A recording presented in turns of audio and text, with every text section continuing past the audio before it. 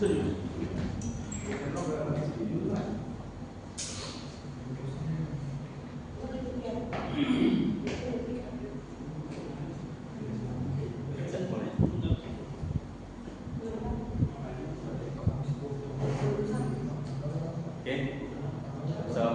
warahmatullahi wabarakatuh. Gimana kabar rekan mahasiswa? Kabar baik. Sehat ya. Kali ini ya kita akan melanjutkan perkuliahan pada sesi keempat. Ya. Sebelumnya kita beranjak ke materi, saya akan mengabsensi ya, rekan-rekan mahasiswa pada kelas hukum internasional kelas 5A ya. Saya sebutkan nama pertama Muhammad Ahmad Rabani, ada? Siti Afifah Azharania, hadir. Ramadhani, hadir. Herman Syah, nggak ada ya? Arini Aiko Maduna Sindra, hadir. Sozanolo, Ilham Elsa Budi Nugroho, ada. Heri Novianto, Alfian Mardiansyah, nggak ada ya? Bayu Wicaksana Katamsa, Benantius Arfan, nggak ada. Ikhwan Kadapi, nggak ada ya? Fauzia Faradima, Yanto Febrian, Jo Jekyll, hadir. Oke, baiklah. Dalam sesi keempat kita akan memahami terkait sumber-sumber hukum internasional.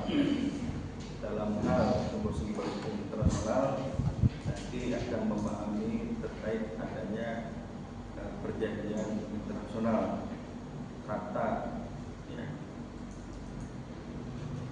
yang mana dari kategori sumber hukum internasional teman-teman mahasiswa memahami adanya kebiasaan internasional.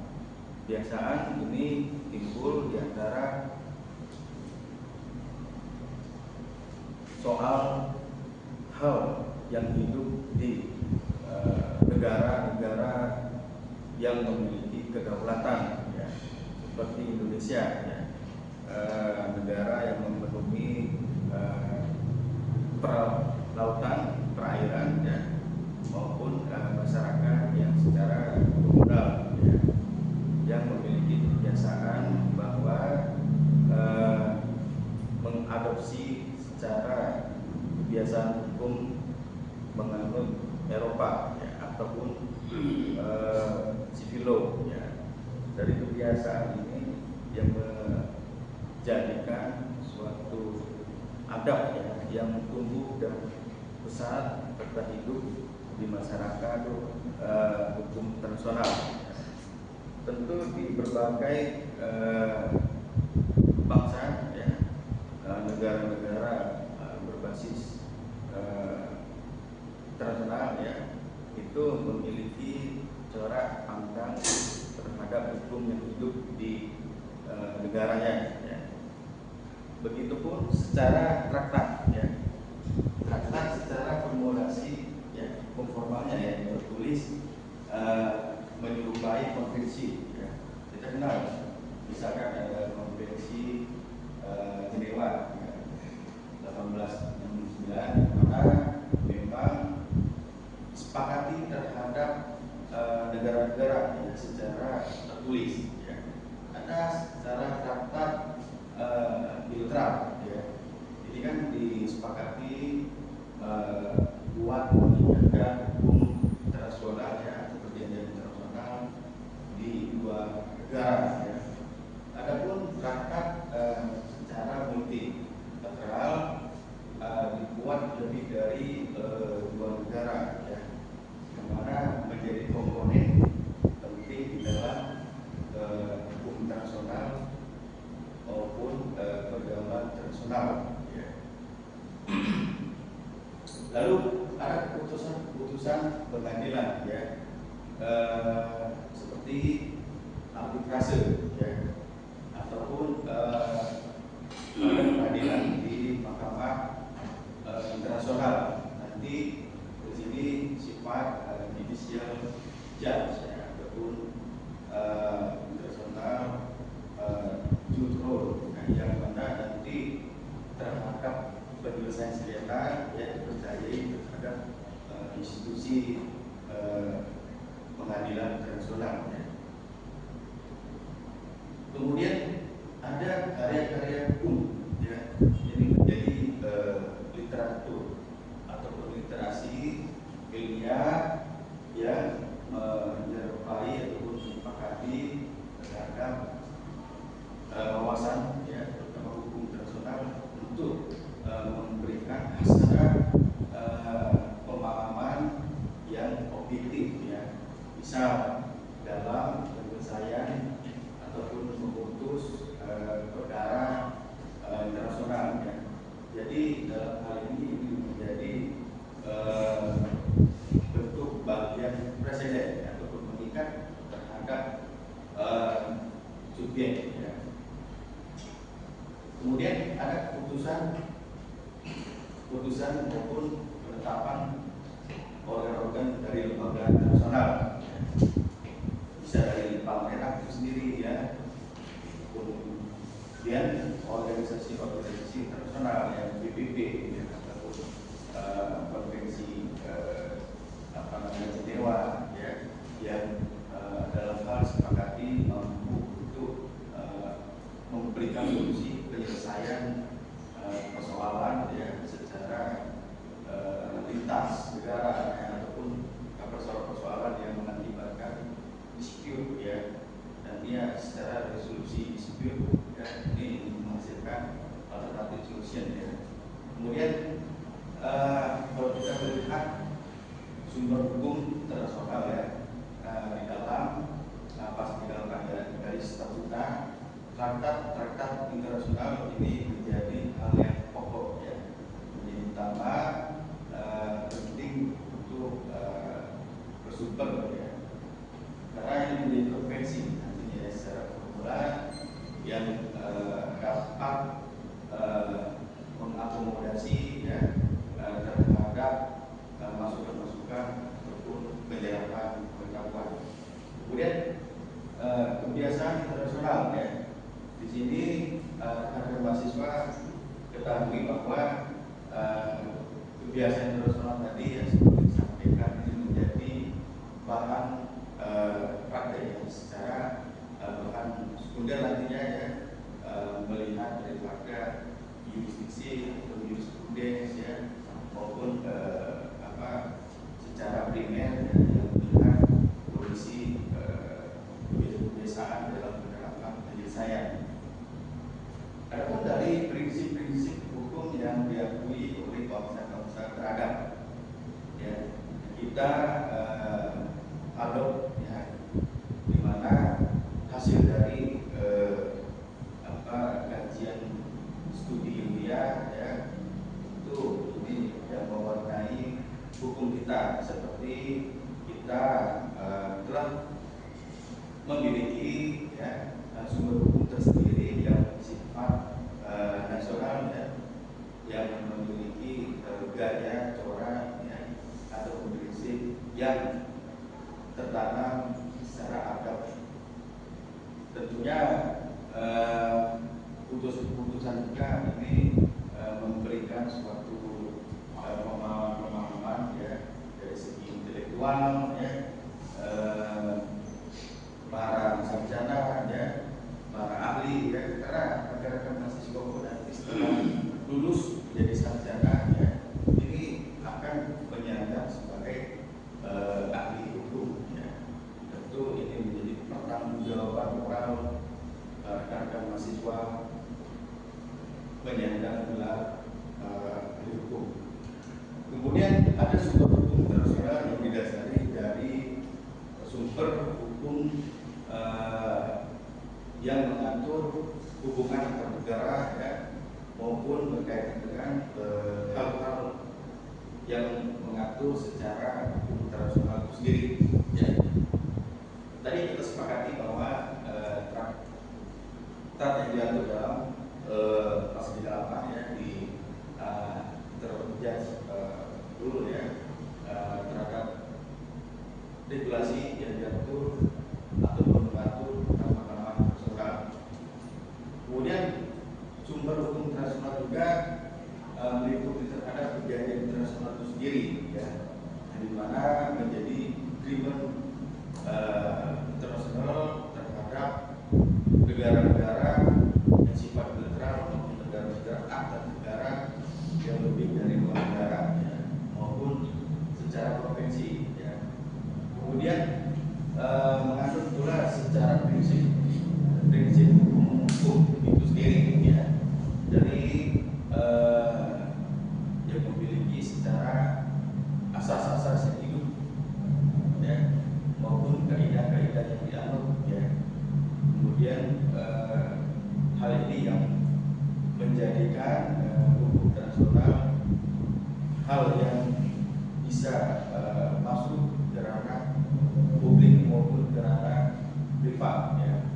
Lalu ada keputusan pengadilan, tapi sebetulnya kalau merupakan suatu keputusan, dan kalau keputusan itu sudah menjadi suatu ranah tingkatan hal yang menjadi istilah, ya, ataupun putusan daripada pejabat tata usaha negara, ya. Jadi sebenarnya keputusan pengadilan yang lebih tepat. Pendapat para ahli juga tadi, ya, seperti tadi para sarjana, ahli hukum, pakar, ya. Kemudian ada fungsi dari perjanjian internasional, ya. Dari fungsi tersebut, ya, mewarnai regulasi seluruh dunia, ya. Tentu ini menjadi suatu nota kesepahaman secara global, ya. Yang kemudian dari perjanjian itu, ya, akan menghasilkan secara resolusi dispute, ya, resolusi yang akan meningkatkan kolaborasi yang tentu untuk terhadap penggunaan istilah-istilah, ya, ada kesepakatan, ada pertunjukan secara global, ya, maupun ada protokol sampai pada sanksi-sanksi yang mengikat terhadap peraturan perjanjian internasional tersebut. Mungkin di antara rekan-rekan mahasiswa ada yang ingin berpartisipasi terhadap materi, silakan. Ada yang berpartisipasi? Boleh, silakan. Dengan siapa? Yang berada Pak. Mas Yanto, ya, silakan. Itu kan terkait internasional, kan disebutkan satu institusi internasional dan perjanjian kerjasama yang baik.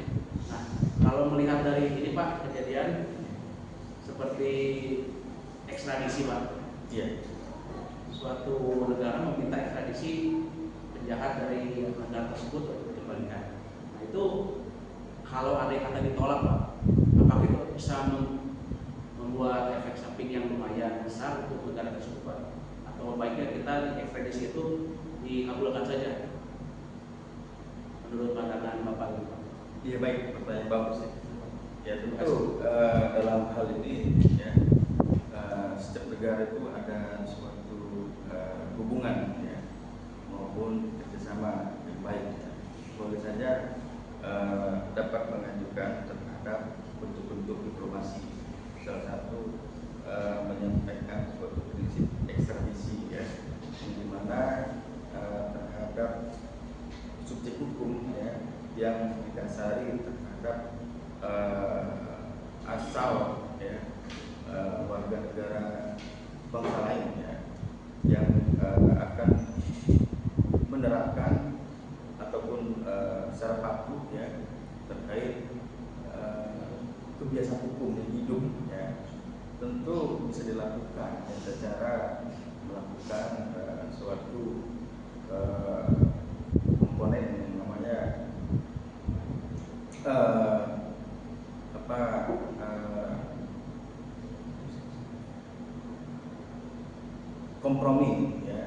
ataupun negosiasi-negosiasi yang dapat menjadikan suatu peluang, ya, ataupun peluang itu bisa menghasilkan suatu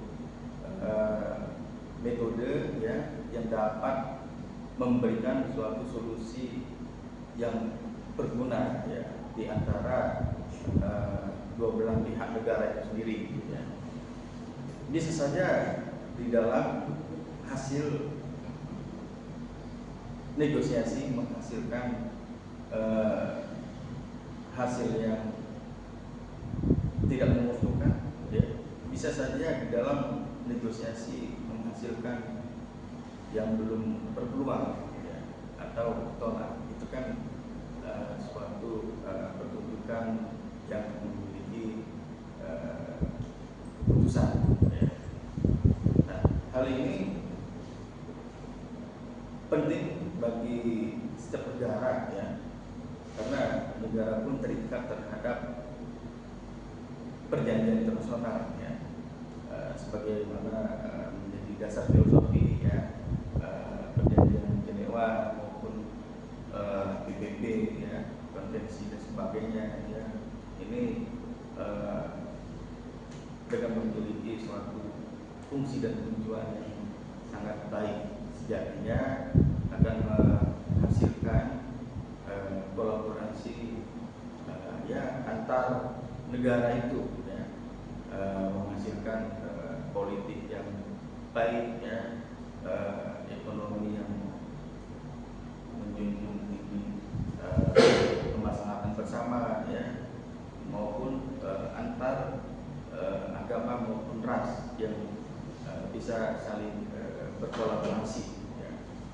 Karena hal ini saya sepakati, ya, dengan prinsip ekstradisi itu nantinya akan menghasilkan hal-hal yang akan berimbas secara positif, ya. Bisa saja memberikan peluang secara global, ya, yang nantinya akan mempererat tali persahabatan negara secara internasional, ya. Tentu kita juga tidak bisa pungkiri, ya, bukan hanya saja di dalam negara, ya, suatu negara maksudnya yang memiliki suatu kebiasaan politik, ya. Tentu politik itu kan cakupan secara global, ya, secara luas, internasional, ya. Ini nantinya akan menghasilkan, ya, di mana nanti politik kita misalkan politik dengan Arab Saudi, ya, di mana kita secara menyeluruh sepakat kebiasaan secara agama, ya, apabila ingin menunaikan rukun Islam, ya, baik haji, umroh, itu kan tujuan negara yaitu Arab Saudi, ya. Nah, itu kan memiliki suatu kebijakan, ya, yang otonom dipegang oleh Arab Saudi itu sendiri, ya, ataupun Israel dan sebagainya, ya. Jadi kalau tidak ada simbol politik di antara negara, itu akan mengalami yang namanya stuck bagi negara-negara ataupun sebaliknya, seperti itu. Jadi, ya, penting bagi kita, ya, adanya hal negosiasi maupun pengharmonisan komunikasi politik. Mungkin seperti itu yang bisa disampaikan kurang lebihnya. Mungkin masih lagi atau saya lanjutkan. Jadi ada tadi hukum kebiasaan, ya, custom, ya. Di dalam hukum kebiasaan saya mengutip dari Nixon, ya, bahwa hukum kebiasaan internasional itu sendiri tradisi, ya, dan praktik nasional, ya. Jadi dalam hukum kebiasaan internasional di sini harus diadakan secara kebiasaan internasional pula, ya, mengatur terhadap adanya norma sopanan, ya, itu menjadi adab, ya, maupun hal yang membuat suatu komunikasi terjalin secara efektif ya. Nah, dari sinilah kebiasaan internasional itu ya, patut dibangun ya untuk memberikan suatu hasil ya yang dapat meliputi bersama maupun pergaulan ya, yang hakiki ya, antar negara maupun beberapa negara ya. Kemudian dari prinsip hukum ya,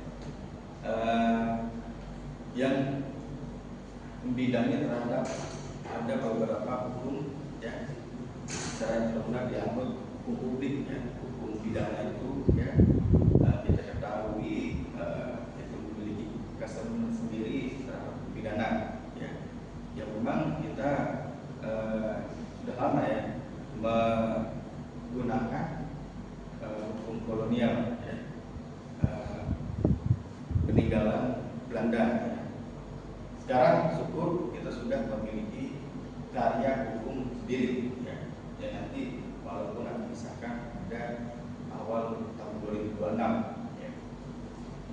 Kemudian hukum perdata ya, yang menganut ataupun mengatur terhadap hukum privat ya, hukum kebendaraan ya, ataupun hukum keluarga ya. Ini suatu kategorisasi hukum yang dapat membedakan dan lingkungan ya, serta hukum-hukum lainnya, bisa saja hukum politik ataupun tentang negara. Kita juga masih berpikir ya, mengapa negara kita menganut prinsip demokrasi ya, mengapa kita kok memiliki 3 kekuasaan, mengapa kedaulatan kita ada di tangan saya seperti itu. Nah, dari situlah hadir beberapa perspektif hukum umum ya. Kita mengenal ada fakta sumber fanda. Mungkin teman-teman udah asing. Ada yang tahu fakta sumber fanda? Kita orang hukum mesti jangan melupakan hal ini ya.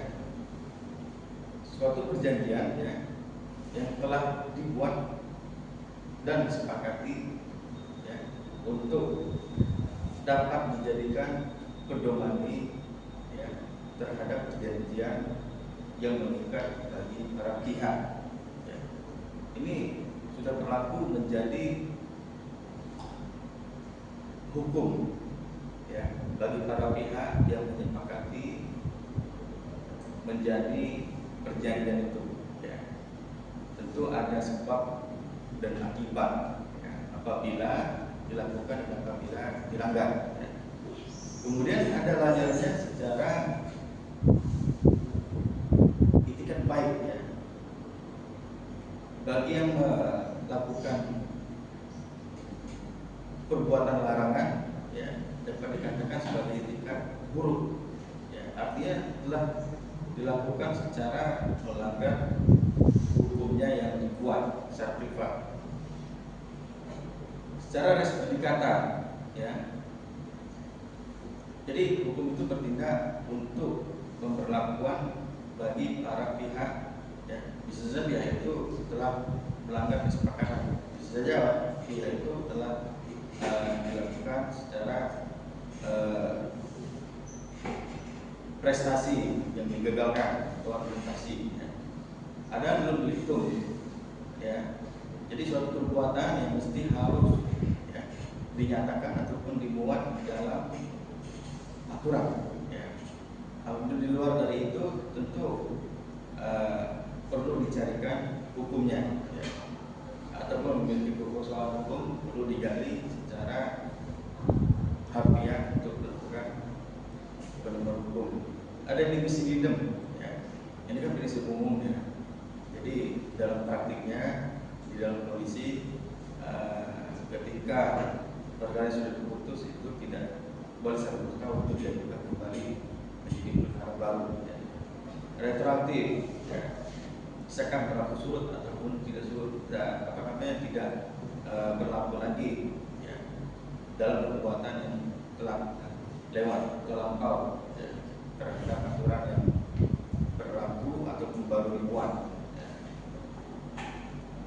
Good governance, ya, di mana secara etika untuk berprinsip baik terhadap pemerintahan, ya, aturan baik untuk mengacu bagaimana menjalankan roda pemerintahan, ya, secara ada 3 peret, ya, yang mana nanti di dalam pembunuhan berusaha, ya, perlu untuk kita mempersiapkan prinsip hukumnya, ya. Jadi dalam membuat perusahaan atau berusaha, ya, tidak serta-merta kita memiliki modal dana, ya, kita langsung berusaha. Kita harus memiliki yang namanya legalitas di dalam berusaha, ya, atau sebenarnya badan hukum, ya. Yang kemudian ada bentuk dari putusan Mahkamah Internasional, ya, bisa menjadi sumber-sumber hukum, ya, baik secara primer maupun sekunder, bahkan tersier, ya, yang nanti ini menjadi presiden. Presiden itu sifatnya untuk mengikat dan bisa untuk diikuti, ya, di dalam mengambil kebijakan, ya, untuk membuat putusan.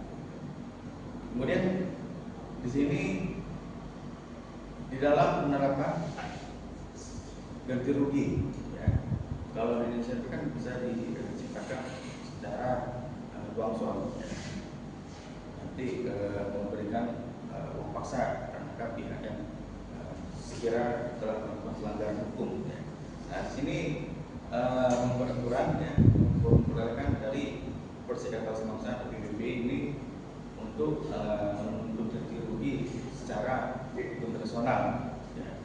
Nah, jadi artinya untuk hal ini bisa berbentuk memohonkan kompensasi, ya, ataupun serta-merta kerugian yang dapat bisa tercapai secara material, ya. Kemudian sekian dan terima kasih atas materi pada tadi. Mungkin pendengar sudah mulai bosan, ya.